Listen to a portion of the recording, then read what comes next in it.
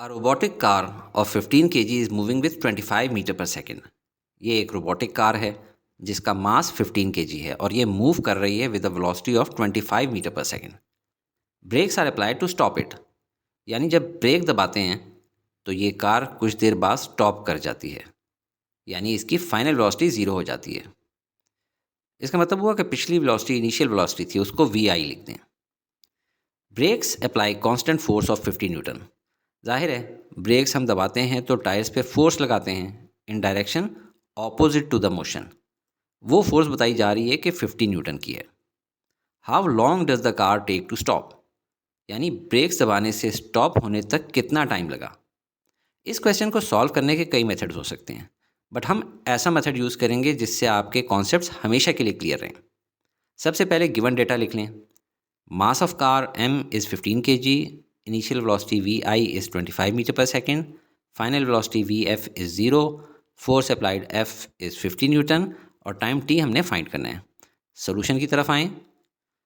Breaks apply होने पे car की वेलोसिटी डिक्रीज हुई है, यानी डीसेलरेशन हुई है। डीसेलरेशन भी एक्सेलरेशन की ही एक टाइप है, जिसमें फाइनल वेलोसिटी कम होने की वजह से एक्सेलरेशन की वैल्यू नेगेटिव आ जाती है। लिहाजा हम force is equal to mass into acceleration का फॉर्मूला यूज़ कर सकते हैं। फोर्स है 50, मास है 15 और एक्सेलरेशन हमें नहीं मालूम। इसको रीअरेंज करके एक्सेलरेशन की वैल्यू निकाल सकते हैं और फिर इस इक्वेशन, जो कि फर्स्ट इक्वेशन ऑफ मोशन से निकली है, में डाल दें। टाइम को लेफ़्ट ले जाएं और 3.33 को राइट नीचे। इससे टाइम की वैल्यू निकल आएगी -7.5 और यूनिट ऑफ टाइम होती है second. But time can never be negative, लिहाजा नेगेटिव साइन को रिमूव कर दें।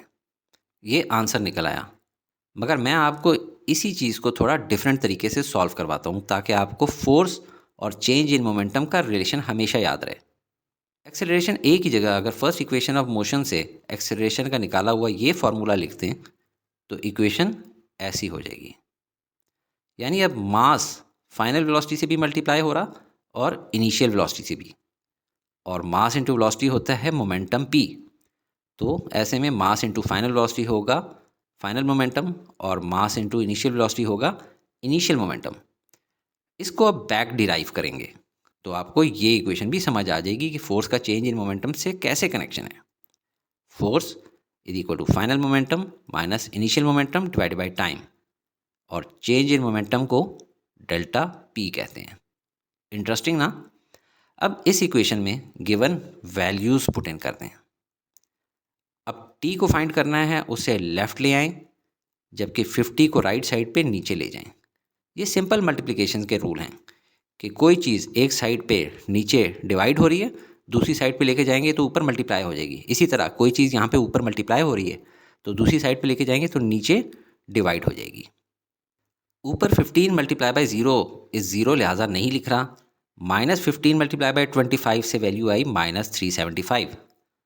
अब -375 divided by 50 is -7.5। Unit of time is second, but since time can never be negative, लिहाजा नेगेटिव साइन रिमूव कर दें।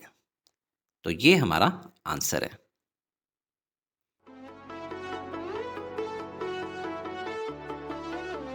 Study with me, a learning experience.